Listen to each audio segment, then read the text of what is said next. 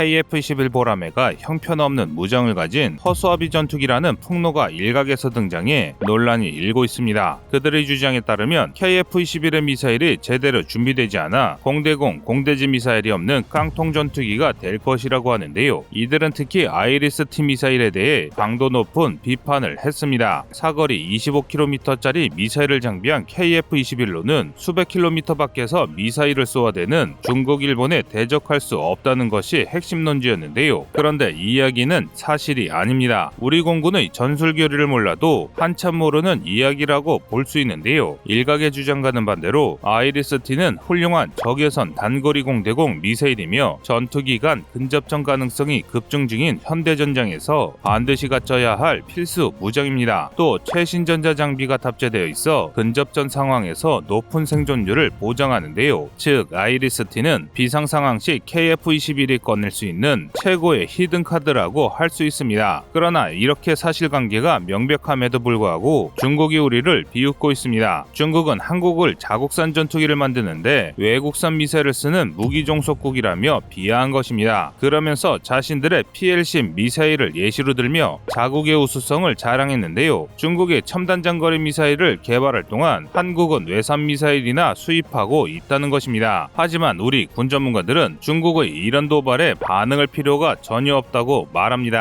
한국은 이미 공대공 미사일을 개발할 준비를 끝내놓았으며 그 수준 역시 중국과는 차원이 다르다는 게 이들의 주장입니다. 현재까지 우리나라가 개발한 기술만 적용해도 중국산 미사일은 물론이고 전 세계 주요 국가들의 공대공 미사일 성능을 압도할 수 있다는 것입니다. 그렇다면 중국의 주장과 반대로 단거리 미사일은 왜 필요하며 우리나라의 유도 미사일 개발 수준은 어느 정도일까요? 그래서 준비했습니다. 오늘은 중국이 비하하고 있는 한국형 단거리 공대공 미사일에 대해 알아보겠습니다.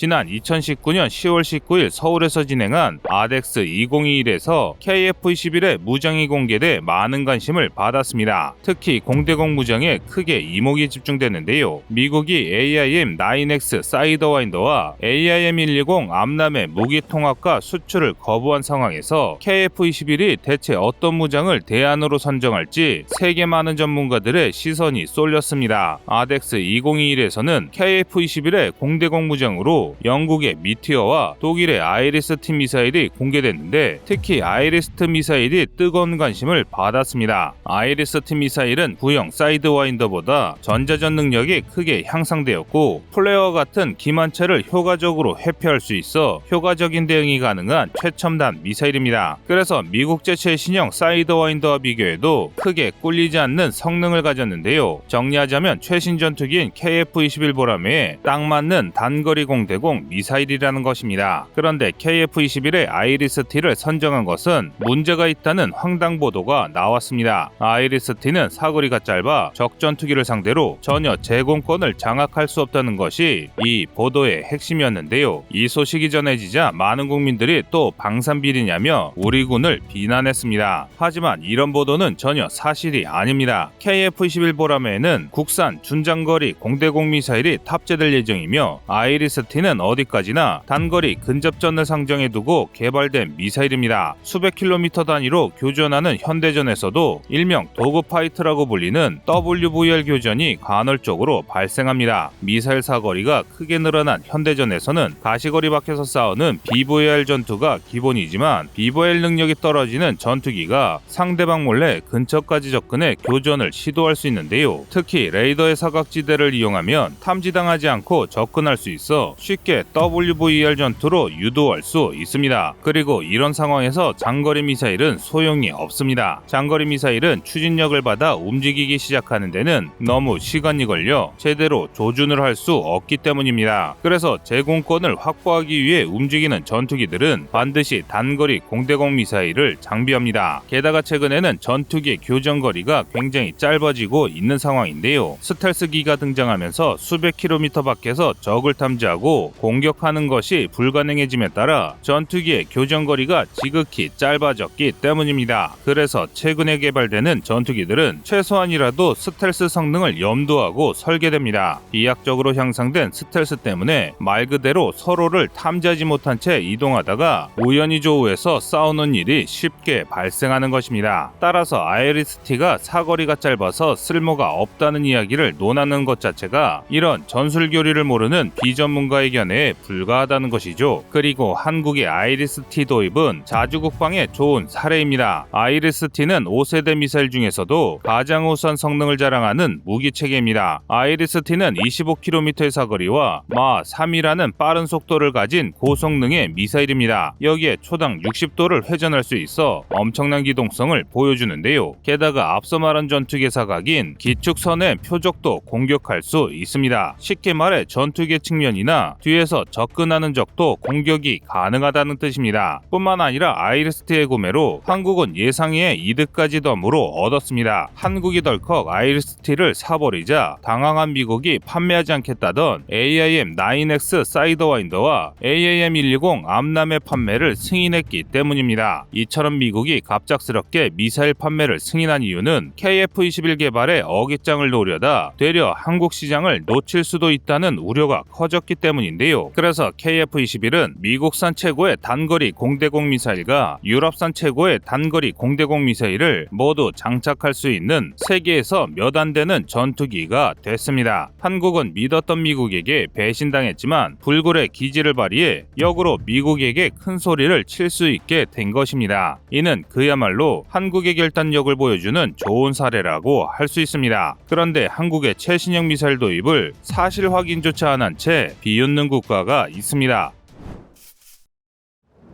중국은 한국을 미사일 하나 국산하지도 못하는 국가라며 한국에게 되지도 않는 막말을 자행했습니다. 그러면서 자신들의 5세대 미사일인 PL-10을 자랑하기 시작했는데 이 기술은 한국이 절대 따라잡지 못할 기술력이라며 자화자찬했습니다. PL-10의 정확한 제어는 공개되지 않았지만 사거리 20km, 속도는 마 2 이상으로 예측되는데요. 여기에 IIR 시커와 플러스 마이너스 90도 전투 능력을 지녀 후방의 적도 공격 가능한 5세대 미사일의 기본 능력은 갖추고 있습니다. 하지만 여기서 중국이 우리를 비하는 내용 중 유심히 살필 것이 하나 있습니다. 바로 국산화입니다. 사실 정밀유도 미사일은 2, 3년마다 폭격과 센서를 새로 교체해야 합니다. 외산이라는 특성상 운용 유지비가 기하급수적으로 늘어나는 단점이기도 합니다. 이런 주장 때문에 일각에서는 KF-21의 무장 장착이 제대로 이뤄지지 않았다고 일각에서는 우려하고 있는데요. 이러다가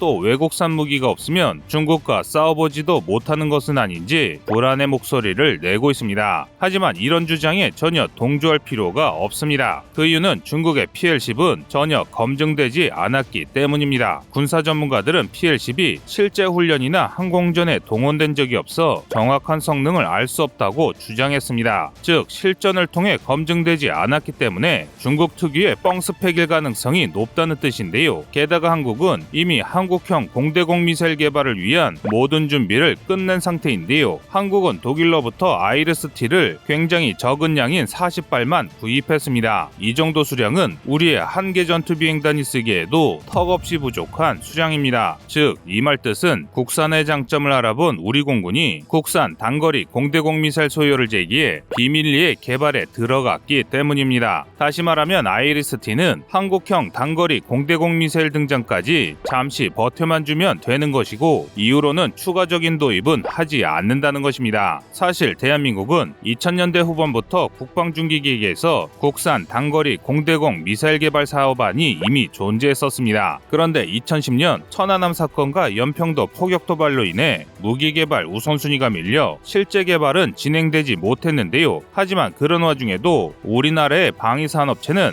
기술 개발을 게을리하지 않고 미래를 준비했습니다. 오히려 지금은 그 수준이 높아져서 언제든지 군에 요청이 들어오면 즉시 개발할 수 있도록 모든 준비를 끝내놓은 상태인데요. 실례로 신궁 대공미사일의 개발사인 LIG 넥슨에서는 현재 국군이 운영 중인 신궁이 AIM-9 사이드와인더보다 더 뛰어나다고 보도했습니다. 여기에 추가적인 개량을 통해 언제든지 최신형 AIM-9X를 뛰어넘는 성능을 가진 국산 단거리 공대공 미사일을 만들 수 있는 기반을 구성했다고 자신했는데요. 즉 우리 방위산업체는 언제든지 개발을 완료할 수 있도록 모든 준비를 마쳤다는 것이죠. 심지어 한국은 함정용 미사일도 대공 미사일로 개량할 능력을 갖추고 있는데요. 해군의 램 미사일을 대체하기 위해 개발된 해국 미사일은 최대 사거리 20km에 속도 마하 1을 넘는 고성능의 미사일입니다. 여기에 IIRC커를 탑재하고 저고도로 접근하는 대한 미사일도 요격이 가능합니다. 이런 해공을 개조하면 항공기에서도 사용이 가능한 대공 미사일로 전환할 수 있습니다. 그런데 이게 다가 아닙니다. 대한민국의 첨단 기술력을 증명할 사례가 하나 더 있는데요. 바로 I3 시스템의 적외선 시커입니다. I3 시스템은 일반적인 사이드와인더의 128x128 해상도의 시커를 훨씬 뛰어넘는 1180-1024급의 FPA 시커를 개발했습니다. 게다가 해국 미사일의 IR 시커는 날아오는 탄도미사일도 막을 수 있을 정도로 고성능인데요. 이런 최신형 장비를 사용하면 한국은 중국의 공대공 미사일뿐만 아니라 현재까지 나온 전 세계의 최신형 미사일보다 훨씬 뛰어난 미사일을 만들 수 있습니다. 쉽게 말해 우리 대한민국이 현재 보유한 기술력만으로도 5세대 이상의 단거리 미사일을 만들 수 있다는 것이 전문가들의 분석인데요. 과거와 달리 현대전에서는 단거리 공대공 미사일은 계획되지 않은 WVR 전투에 대비하기 위한 유도 성능이 크게 발전 중입니다. 또 최신형 5세대 단거리 공대공 미사일의 경우 기존의 적외선 탐색에서 적외선 영상 탐색으로 개선돼 표적 탐지 거리가 크게 늘어났습니다. 여기에 플레어 같은 기만책을 무력화하는 기능이 등장했는데요. 그래서 적외선 추적이 플레어로 무력화되더라도 영상 정보로 지속적으로 추적해 공격을 계속할 수 있습니다. 그리고 추력 편향 기관인 TVC의 발달로 고기동성을 지니게 됐는데요. 뿐만 아니라 조종사의 헬멧인 HMD와 직접 연동돼 조종사가 보는 방향으로 바로 무기를 조준하고 유도탄이 알아서 표적을 추적하는 로알 기능도 탑재되었습니다. 심지어 일부 미사일은 전투기에게 치명적인 사각에 위치한 적도 추적해서 요격이 가능한데요. 요약하면 5세대 단거리 공대공 미사일은 자동으로 적을 조준하고 절대 회피할 수 없는 치명적인 미사일로 진화했는데 이런 첨단 미사일을 한국의 기술력으로 가질 수 있게 된다는 것입니다. 현재 한국이 개발하는 단거리 공대공 미사일은 현존 최강의 미사일과 견주어도 절대 꿀리지 않는 성능을 자랑합니다. 뿐만 아니라 한국산이기 때문에 추후 개량도 용이해 얼마든지 더 업그레이드가 가능합니다. 하지만 이런 내용은 빼놓고 일부 언론에서는 한국의 단거리 공대공 무기를 쓸모없는 무기라고 비하하고 있습니다. 과연 어떤 게 진실일까요? 결정은 현명한 시청자 여러분이 하시면 됩니다. 여러분의 생각은 어떠신가요?